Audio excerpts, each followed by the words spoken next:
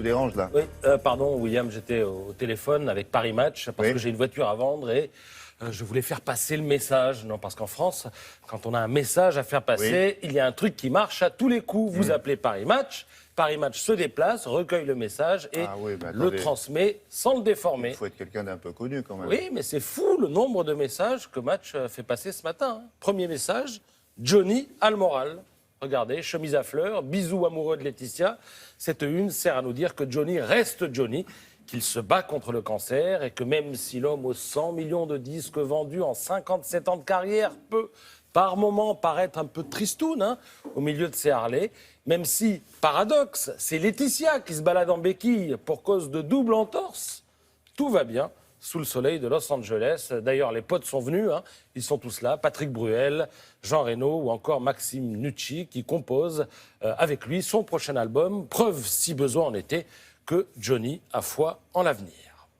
Alors que Paris Match se rassure, le message est bien passé, tout roule pour Johnny, mais n'allez pas croire que Paris Match fait passer tout et n'importe quoi comme message. Il faut être connu, vous l'avez dit, et puis Paris Match, on fait appel à eux quand les choses sont censées aller mal, mais qu'on voudrait que les gens pensent que ça va bien.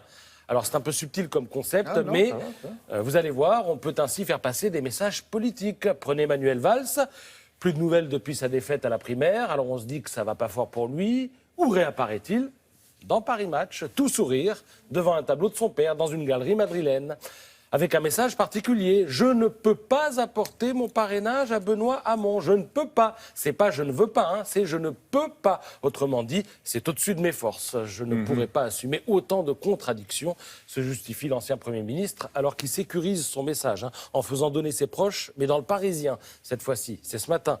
S'il ne parraine pas Hamon, c'est parce qu'il juge sa campagne irréaliste et catastrophique, et c'est surtout parce qu'il s'apprêterait à soutenir Macron, car pour Manuel Valls, ou plutôt pour les proches qui parlent pour lui, eh bien Macron est le plus à même de battre Marine Le Pen au second tour. Valls est persuadé que Fillon, qui est empêtré dans les affaires, se ferait battre à plat de couture si d'aventure il accédait à la finale présidentielle. Mais revenons à Paris Match. C'est un magazine capable de faire passer des messages intimes, des messages politiques, mais aussi des messages géopolitiques. Pour preuve, cette photo aérienne de Téhéran, capitale de l'Iran, un pays où les mollahs font certes toujours la loi, mais où la réalité n'est peut-être pas tout à fait celle que vous croyez. Alors vous en doutez ? Eh bien venez voir. Dans une région à feu et à sang, il est toujours possible, plus que jamais en tout cas, au pays des turbans, de faire du tourisme.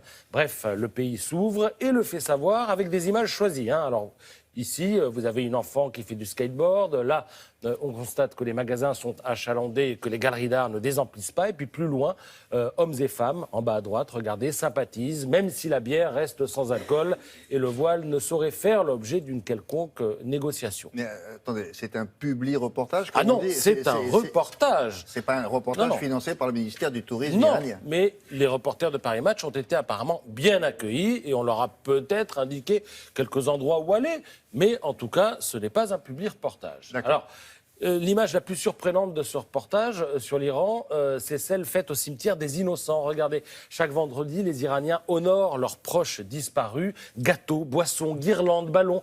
Il y a même à proximité des aires de jeu et des cinémas. L'importance des rituels liés au deuil est l'une des particularités du chiisme, avec une large place accordée à l'image, contrairement à ce qui se passe avec les sunnites qui empoisonnent la vie des Occidentaux en ce moment.